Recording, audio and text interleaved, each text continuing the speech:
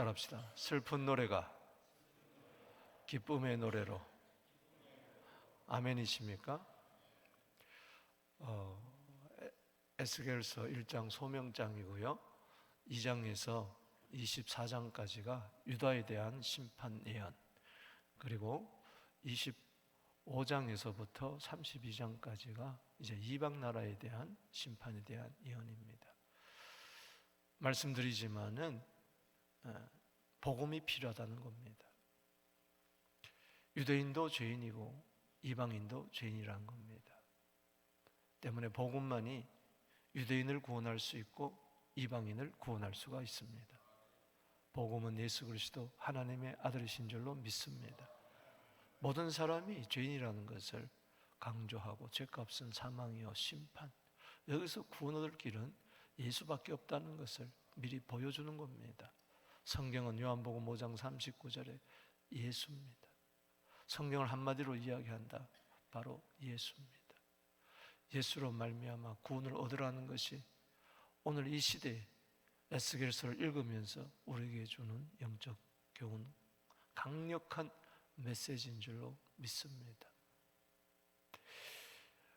두로에 대한 예언이 26장, 27장, 28장까지 3장에 걸쳐서 나옵니다. 어제 26장 살펴봤죠? 남의 불행을 나의 행복으로 삼다가 패망하는 그 두로. 오늘 27장은 이 두로에 대한 슬픈 노래, 애가를 지으라는 하나님의 명령입니다. 그래서 27장은 두로에 대한 슬픈 노래, 애가입니다. 오늘 본 말씀은 시작이 이렇게 시작됩니다. 우리 한번 볼까요? 27장 1절에 여호와의 말씀이 내게 임하여 이르시되, 2절에 시작, 인자야 너는 두로를 위하여 슬픈 노래를 지어라. 바벨론 2차 포로 때 바벨론으로 함께 끌려갔던 이 에스겔, 바벨론의 거발강과 포로 수용소에서 그는 30세에 소명을 받고 사명을 감당하는데 2장에 들어가 보면 이미 하나님께서 받아 먹으라, 말씀을 받아 먹으라 그랬는데 그 받아 먹어 보니까 거기는 애가와 애곡이, 통곡이 가득한 그런 말씀이었어요. 유다에 대한 애가, 이방 나라에 대한 애가. 그러나 그는 그것을 먹고 전할 수밖에 없었어요. 선지자의 사명. 오늘 그 두로에 대한 그 애가 세 부분으로 나누어집니다. 1장에서 1절에서 36절까지인데 1절에서 11절, 그리고 12절에서 25절, 26절에서 36절, 애가 1, 2, 3 나누어서 살펴보도록 하겠습니다. 두로를 어디다 빗대었느냐? 배에다가 빗들였어요. 화려하고 크고 멋있고 웅장한 배. 왜냐? 두로는 페니키아 사람들로서 해상무역을 하면서 살았던 자들입니다. 이 두로, 시돈 전부 다 페니키아, 우리 성경에는 베니게라고 이렇게 나와 있죠.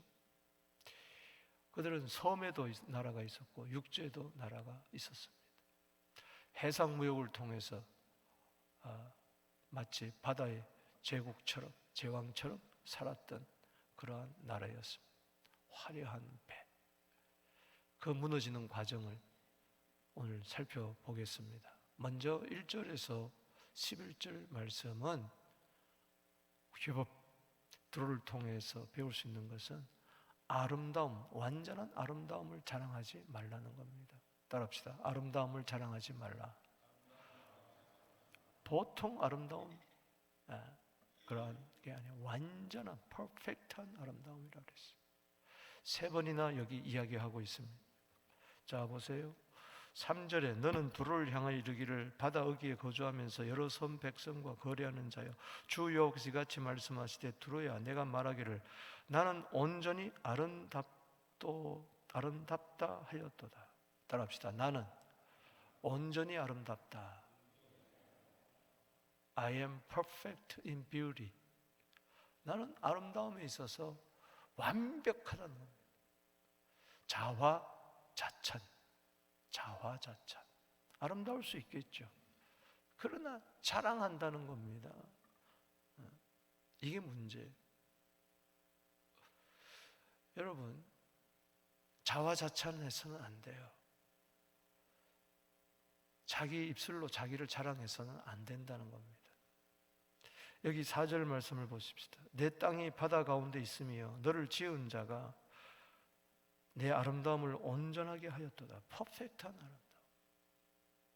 그러니까 여기 인위적으로 아름다움을 만들었어요. 여기 너를 만든 자, 이건 하나님이 아니에요. 여기 아름다운 자들, 원문에 보면 복수입니다. 그러니까 어떻게 하든지 수단과 방법을 동원해서, 사람을 통해서, 돈을 통해서, 무엇을 통해서든지 자기 아름다움을 극대화하게 하는 거예요. 배를 너무 아름답게 치장하는 거죠. 외모지상주의, 오늘 우리들의 현실과 너무 같은 거예요. 여러분, 하나님은 사무엘상 16장 9절에 중심을 보십니다. 할렐루야. 내면에 아름다움이 있어야지. 밖에만 아름답고 멋있으면 무슨 소용이 있어요? 그거 가지고 외모가 자기 인격인 줄 그렇게 착각해요. 머리부터 발끝까지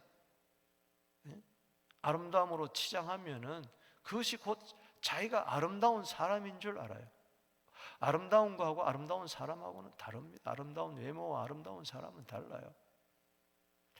그래서 보면은 여기 5절에 스늘의 잣나무 판자로 만들고 돛대 만들고 상수리 나무로 노를 만들고 갑판을 만들고 애굽에 수놓은 가는 배로 돛을 만들고 청색 자색 배로 차를 만들고 거기 최고의 선장을 두고 지혜자가 그 배를 완벽하게 만들고 영광을 드러내는 11절 읽어봅시다. 시작. 아라바 사람 네 군대는 내 사방 성위에 있었고 용사들은 내 여러 망대에 있었으며 내 사방 성위에 방패를 달아 내 아름다움을 온전하게 하였다. 두로를 완벽한 아름다운 배, 크고 화려한 배로 여기서 이야기하는 거예요. 두로는 그 아름다움을 보면서 나는 성공했어, 나는 멋있어, 그렇게 자기의 아름다움에 도취해 있다는 것입니다. 여러분, 하나님이 아름다우십니다. 할렐루야. 예수님이 아름다워요. 교회가 아름다워요. 나만 아름다우면 무슨 소용이 있겠어요? 여러분, 자화자찬하지 맙시다. 한번 인사합시다. 자화자찬하지 맙시다. 자화자찬. 문자 그대로는 자기가 그림을 그려놓고 와, 멋있다, 잘 그렸다, 내가 최고다. 잠언 27장 2절에 보면은 타인으로 하여금 너를 칭찬하고 외인으로 하여금 너를 칭찬하게 해야지 네 입술로, 네 입으로 그렇게 하지 말라는 겁니다. 우리는 형제를 칭찬하고 다른 사람을 칭찬하고 주님을 높이는 우리들 되기를 주 이름으로 축원합니다. 진정한 아름다움이 어디 있을까? 겉모습에 있는 게 아니에요. 믿음 안에 있는 줄로 믿습니다. 그리스도 인격 안에 있는 줄로 믿습니다. 또 두 번째, 우리 12절에서 25절까지는 풍부한 재물을 자랑하는 드로에 대해서 이야기하고 있습니다. 그래서 풍부한 재물을 자랑하지 말라는 겁니다. 여기 한번 보세요. 12절 이하는 이 드로가 그 아름답고 화려한 배로 인하여서 주위 여러 나라들과 소아시아, 유럽, 그리고 아라비아, 그리고 유프라테스 모든 지역의 사람들과 해상 무역을 하는데 거래를 해요. 거래했다 이렇게 이야기가 나오는데 그 강조하는 것은 사람들을 대할 때에 이익의 수단으로 삼는다는 거예요. 또 삶의 목적이 오직 거래에 있다는 거예요. 상거래에 있다는 거예요. 이게 문제라는 겁니다. 여러분 한번 보세요. 여기 12절에 다시스는 각종 보화가 풍부함으로 너와 거래하였습니다. 야, 다시스, 저 많은 보화, 저 풍부한 보화와 우리가 가지고 있는 은과 철과 주석과 나블레 불품과 바꾸어 정상적인 거래 같지만은 전체적으로 보면은 오직 드로의 눈에는 배를 크게 만든 이유는 바다에다 배를 띄워가지고 여러 나라들과 거래해서 돈을 축적하겠다, 은금을 쌓겠다, 그 이야기입니다. 여러분 12절에서 25절까지 보면 여러 나라와 상거래를 하는데 그냥 돈만 모으는 거예요. 그 일 가지고 무슨 일을 했다는 게 전혀 없어요. 오늘 일평생 돈만 쌓는 사람이 있습니다. 은금만 쌓는 사람이 있어요. 인생 사는 목적이 그저 은행 잔고가 쌓이는 게 그게 유일한 목적이에요.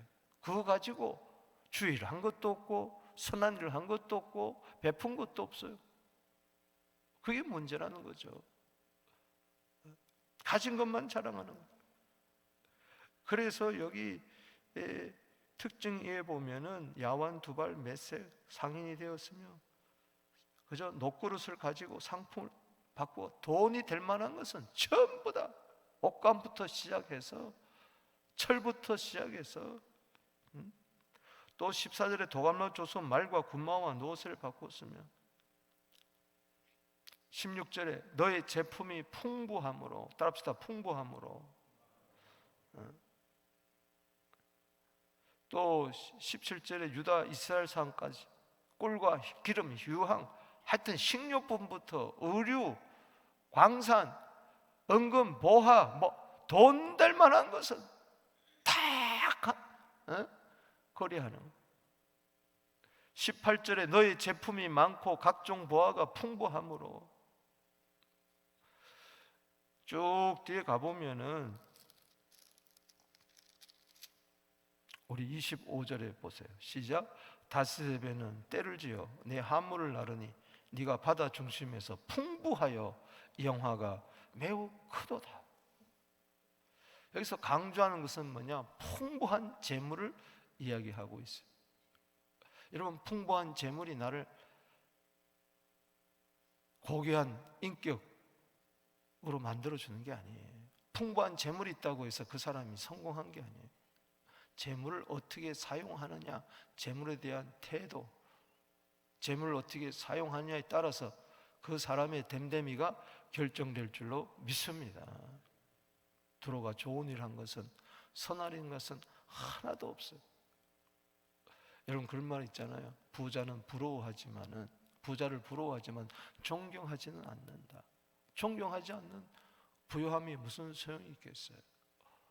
우리 교회의 재물이, 재정이 차고 넘친다고 해서 선교도 안 하고 구제도 안 하고 그저 우리 교회만 배추기 한다면은 그 교회는 망하는 교회예요. 아무 쓸모짝이 없는 교회.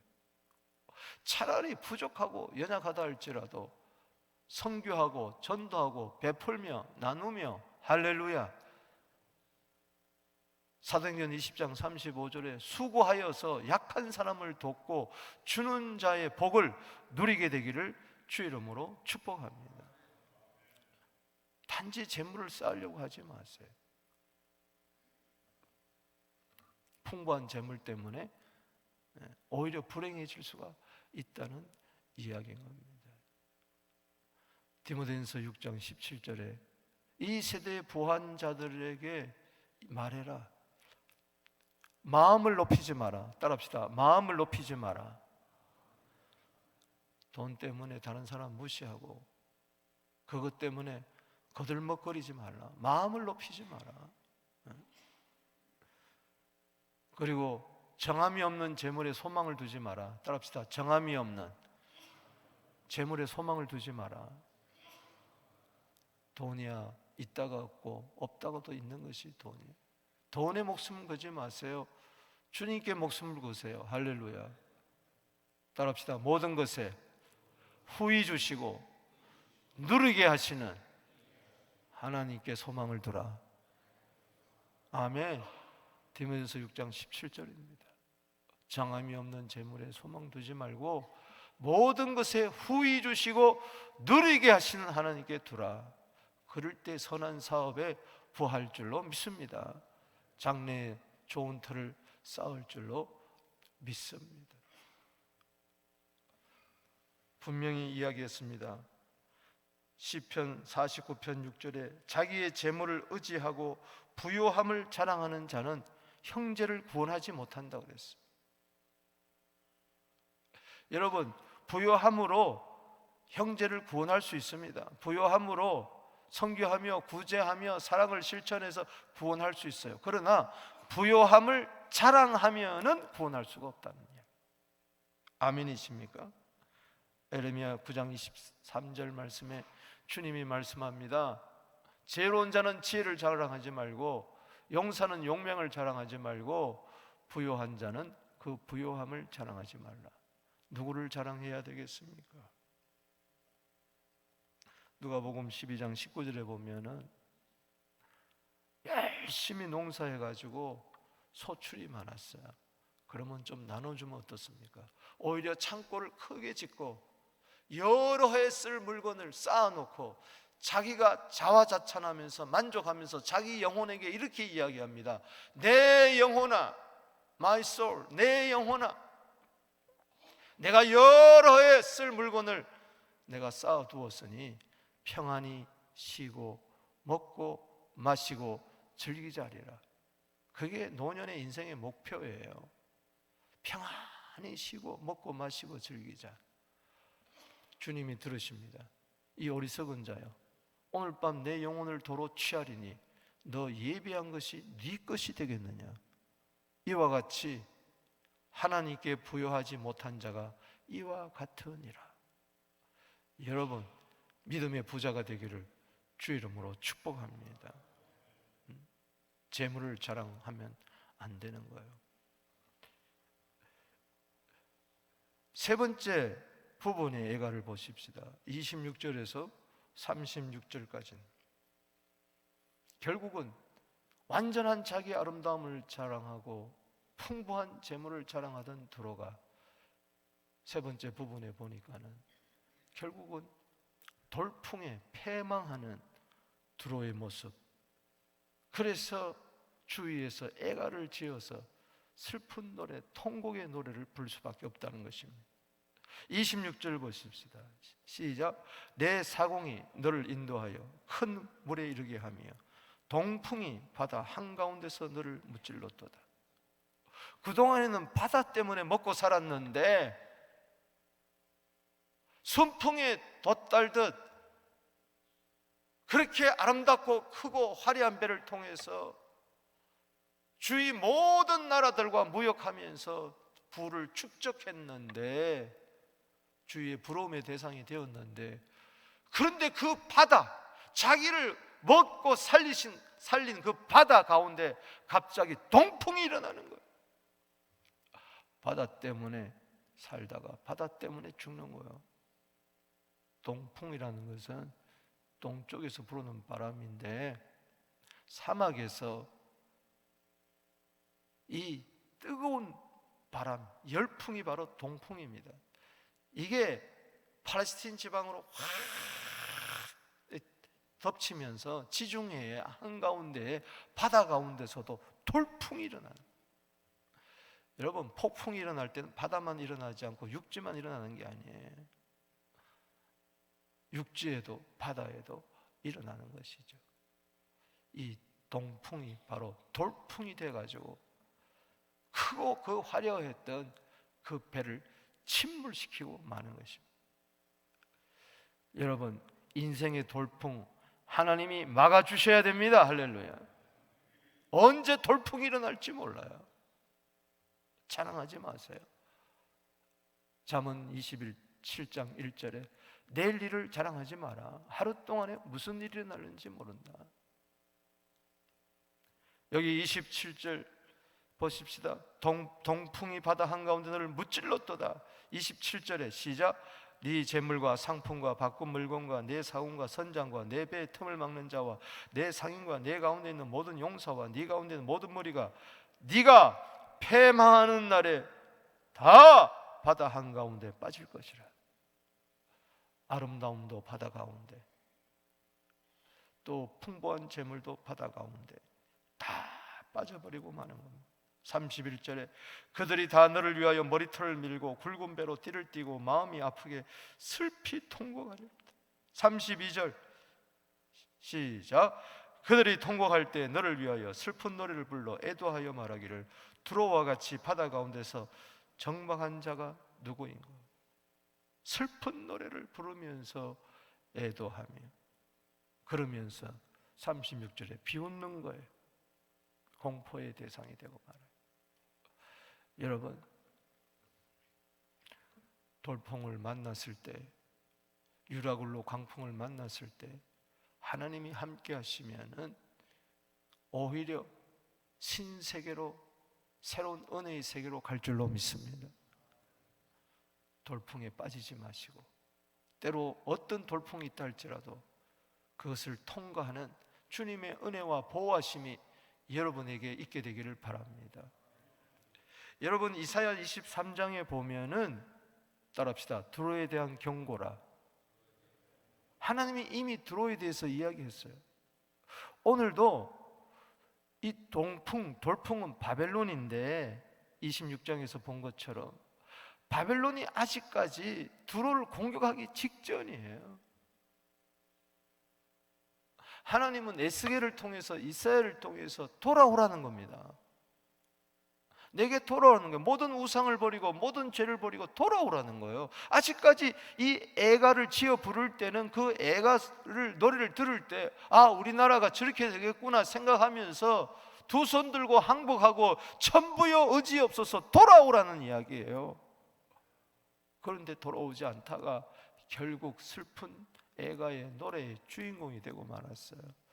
잠언 29장 1절 아닙니까? 자주 책망을 받으면서도 목을 곧게 하는 자는 갑자기 패망하리니 건질 자가 없으리라. 여러분, 말씀을 맺습니다. 우리 26장, 27장, 28장까지가 두로에 대한 예언이라고 그랬죠. 3장에 걸쳐서. 그만큼 중요하다는 것이죠. 두로를 아끼기를 원한다는 것이죠.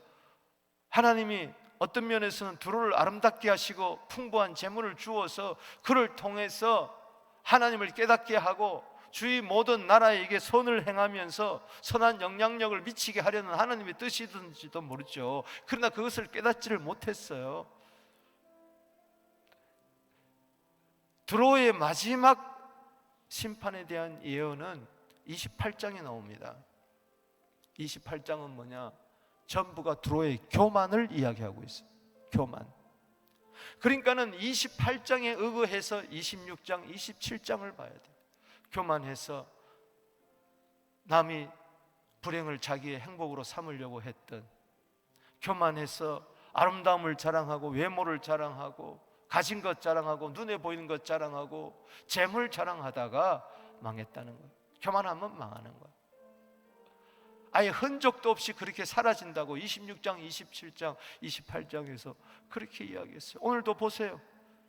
26장, 27장 36절에 보면 많은 민족의 상인들이 다 너를 비웃으며 네가 공포의 대상이 되고 내가 영원히 다시 잊지 못하리라.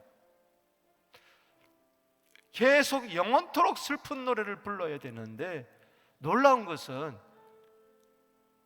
마가복음 7장 24절에 마태복음 15장 21절에 예수님이 이 두로 지방에 들어가십니다. 할렐루야. 두로는요, 아수르에 의해서, 바벨론에 의해서, 페르시아에 의해서, 헬라에 의해서, 알렉산더 장군에 의해서, 로마에 의해서 완전히 망한 나라예요. 그런데 하나님께서 그 슬픈 노래를 부르고 있는 처참한 이 두로 지방에, 마태복음 15장 21절에 두로 지방에 들어갑니다. 마가복음 7장 24절에 두로 지방에 가요.